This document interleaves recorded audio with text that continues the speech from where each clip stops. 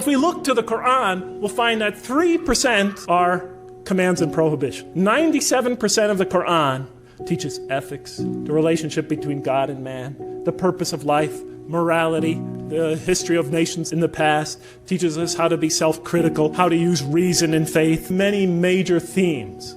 You know what I was taught when I became a convert? Rules, rules, rules. If I hadn't studied this religion myself, I would have left it the next day. Let us begin by following the model established by God himself through his prophet Muhammad. Peace be upon him. Do we practice that here? We're trying to win these kids back over to this religion. And the first thing we do is get them in that door. We tell them, okay, you cover your hair. You do this, don't do that, don't do that. We are obsessed with only that. Be tolerant. If our kids come to our community not so modestly dressed, it's better that they come than not come at all.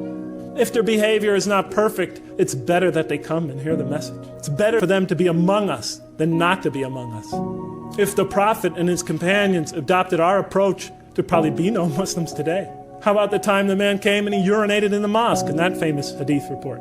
The companions were ready to kill the guy. The report says that they already had their hands on him. The Prophet said, let him go. Go get some water and pour it over it.